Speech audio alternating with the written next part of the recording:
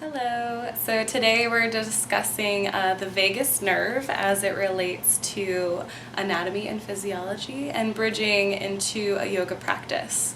So I hear a lot of yoga teachers talk about parasympathetic stimulation while teaching yoga poses, and today I'd really like to investigate the vagus nerve in particular and how that relates to certain ways that we explore poses and breath in yoga. So the vagus nerve is a cranial nerve, number 10. It originates in the brainstem. As it comes down, it innervates the heart, the digestive tract, all of the internal organs besides the adrenal glands. And that's a big thing because the adrenal glands is responsible for your sympathetic reaction. So that's when you're fight or flight, or you're feeling nervous, different kinds of things in the adrenic kind of area when things get heightened and overstimulated. In yoga, we usually try to combat that by finding deep breath and calming and relaxing ways to be a part and understand your body. So in the anatomical way, because it innervates the heart and because it innervates the digestive system, can be a great thing to focus on to get through depression, to get through irritable bowel syndrome, to get through high blood pressure. So a couple of poses that really exercise this I'd like to show you today. Being that the vagus nerve runs through this entire center, it goes through your laryngeal area as well as down into the heart and then down into the stomach.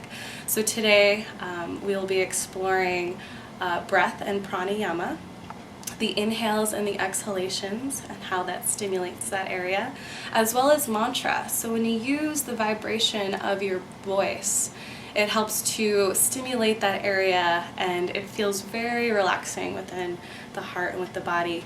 There's actually been studies of finding heart rate being lowered to a kind of more steady and easeful place around this.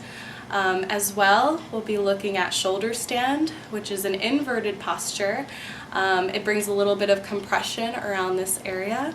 And as you inhale and exhale invertedly, your digestive system and all of that sensory information that comes from down in the organs and in the heart kind of brings it back up to the brain and lets the brain know that you can really relax at this moment in time. So this is my subject, Annie. She'll be demonstrating tonight.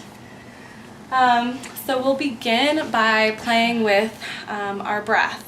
So there's a yogic breath, a 3-part breath, that kind of divides the thoracic area into 3 parts so you can really pay attention to each of the inhalations and the exhalations.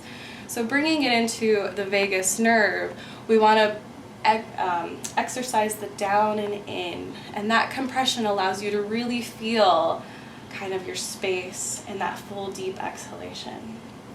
So let's begin. So Annie coming to a nice comfortable seat. So we have our hips elevated here, and that helps to just bring off any little stress around the spine, kind of keeping your spine nice and elevated so you can really feel into the front center of the body. Good, so nice deep inhale through the nostrils, and as you exhale, slowly release. Good, a nice deep inhale through the nostrils once again.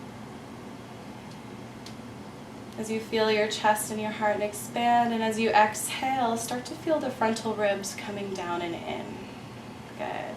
You might feel a little bit of a pelvic bone tucking up and in to really feel the navel point coming down. Good. Inhale. And exhale, let your shoulders release down. Good, and as she's doing this, she'll be finding Ujjayi breath, which is that ha sound in the back of the throat that begins this communication with the vagus nerve. Good, and exhale, just slowly release.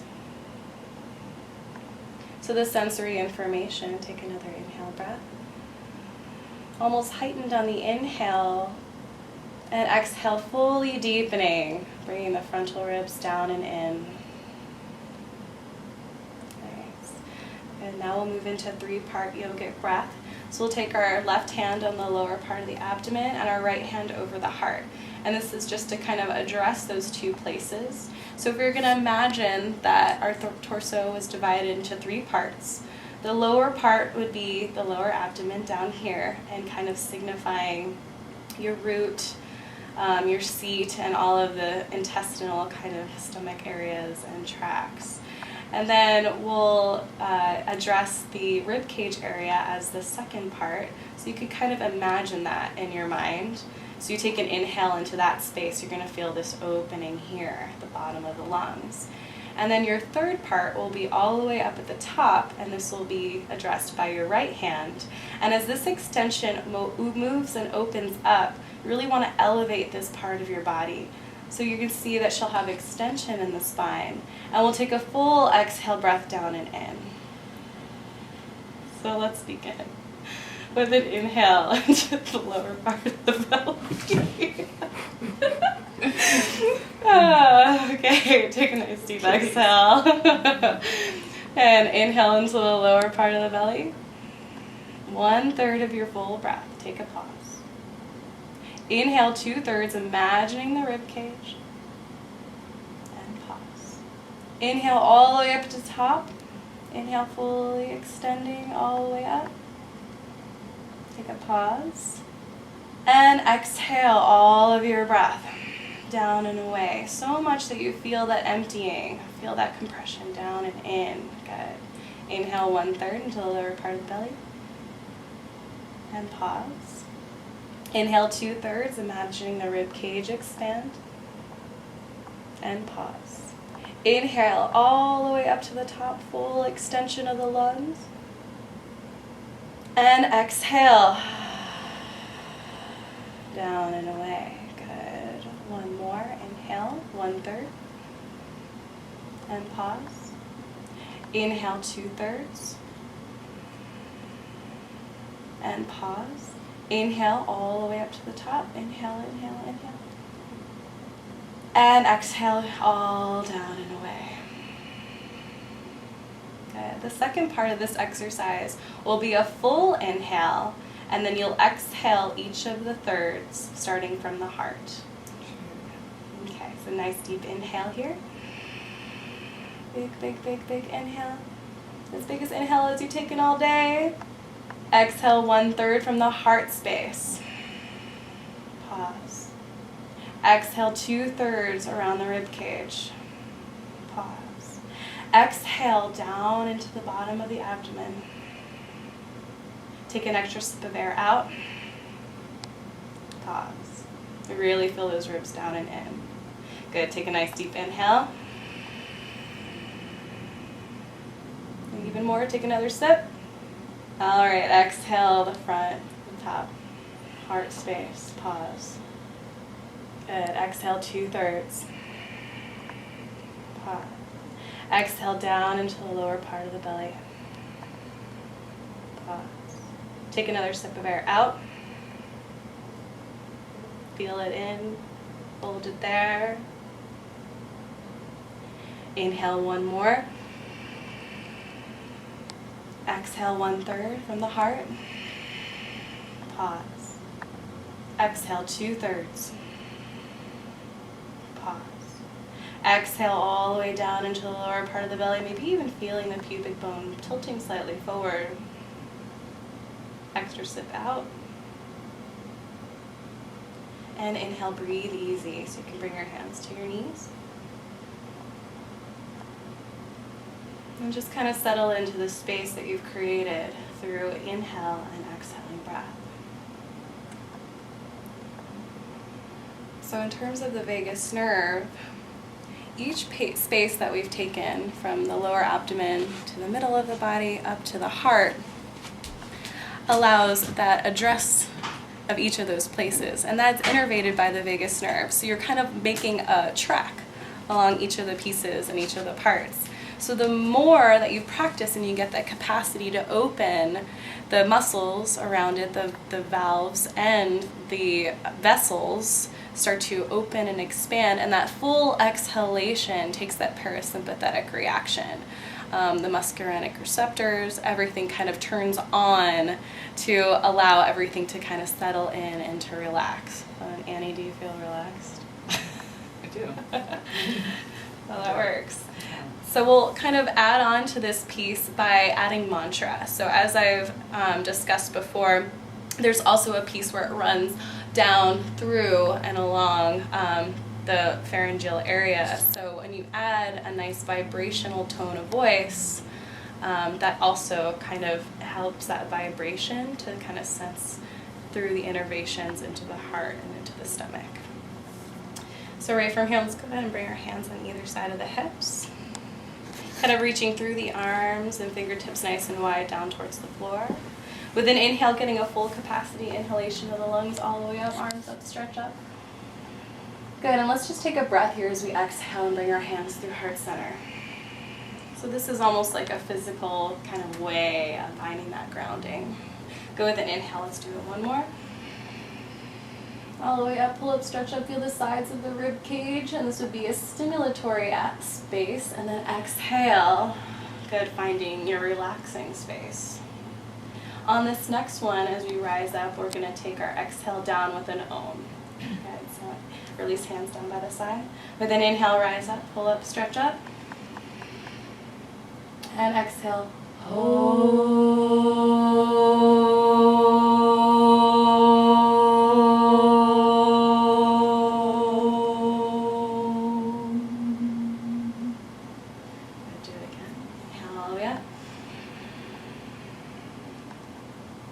And exhale.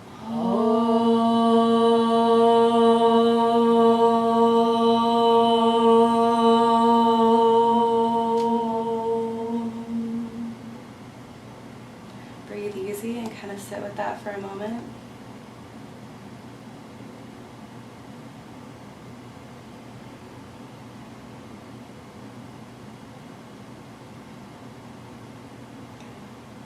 And release. Annie, I'm going to spring this on you, but would you like to say how maybe that made you feel? Yeah, it's exactly when the noise actually came in. There is something that really resonates through, I noticed through the top half of my body. There was a grounding that I really felt in that. So, yeah. Cool. Awesome.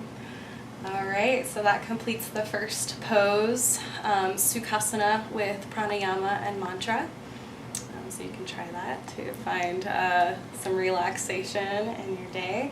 And the next demonstration we're going to do is shoulder stand. So we're going to remove the pillows from the mat.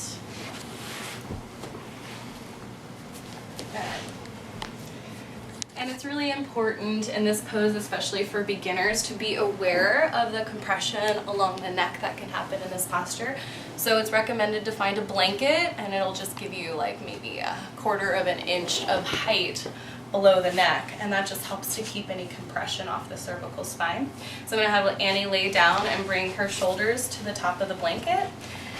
And then you're actually going to move up just a little bit so the top of your shoulders will touch the top of the blanket. So a little bit more. Good. And so you'll see that her neck has a little bit of space between her cervical spine and the mat. And so just to kind of give a brief overview of this posture, our benefits here are to reverse the blood flow. And as we talk about the vagus nerve, what's going to happen is, a term in yoga is called Jalandhara Bandha. And I think applicable in anatomy would be almost just like a compression around the neck and around the spine. So there's a lot of cervical plexuses up here along with the vagus nerve, but more particularly that one place and that one space, being that it innervates all the rest of the organs, you get a little bit of compression around here, almost like it's a valve. Then when you kind of release from that place and from that state, that parasympathetic activation will stay with you. So right from here, she's going to bring her knees up over her hips, yep. Bring her hands flat down, so that's kind of a base, and to be really safe around this pose. With an inhale, just bringing the hips up just a little bit, bending the elbows and bringing the hands to the sacrum. You can lift up even higher and start to walk your elbows underneath. Good, nice, awesome. Great, so this is candlestick pose, and this is for beginners, for the first kind of realm of your Shavasana, or sorry, Sarvangasana, shoulder stand. Good, and right from here you can kind of already see, the reversal of the blood flow, kind of letting the head be below the heart also has a lot of calming effects. So in terms of the vagus nerve, because it's innervating the belly and the heart, you're kind of allowing the blood pressure to kind of soften and to not be so intense on the body when you're in this position. Good. And so another thing is digestive kind of qualities here. They kind of aren't so pulled by gravity in this position, so they're able to kind of sense a different kind of flow within that. And so right from here, Annie, just kind of walking your elbows in a little bit more. You can start to bring your knees up over. Yes, awesome. And so her toes are going to be right in line with her nose. And this starts to stimulate this area of her body. And then this compression, as you can see right here, as her chin's tucked in towards her chest, that's what's really going to activate the stimulation point. There's actually a lot of studies on VNS, vagus nerve stimulation, that incorporates kind of these squeezings of these areas, and it brings in this vagal tone around the body, because all of these organs are kind of feeling this activation from this pose. And again, we have a little bit of space. I can slide my finger underneath her neck to make sure that her neck isn't compressed on the floor. And if we do that, then we're gonna kind of just kind of erase all of the benefits here if it's kind of pinched off. Good. So take a nice inhale. And so again, incorporating the breath in all of the postures. So the more inhalations where the lungs expand and the heart and everything, and the deep, deep exhalations, that Ujjayi breath, will again find vagal tone around her whole body. Good, so take a couple more breaths. Nice deep inhale. And really bring it into your heart and the outsides of your ribs. And as you exhale, kind of finding that middle line center of the body. And you kind of maybe hear her breath here. Okay, nice inhale. And exhale. Good, nice. One more. And exhale. And to slowly come out of it, you can just sort of kind of bring your knees forward, walk it down, be nice and gently as you kind of roll through. Nice. You can give your knees a nice hug, kind of wrap it all in. And again, as much compression as we can bring into all those organs, it's almost going to massage them with every breath. So it was really helpful. Nice. Again, a little demonstration of Jalandhara Bandha lock around the throat and the cervical plexus. All right, how do you feel? Very good. Awesome. Yeah. Great. So again, vagal tone, parasympathetic activation can actually be explored anatomically and through yoga postures. So with that, this video is complete. Thank you so much. Thanks, Annie. Thanks.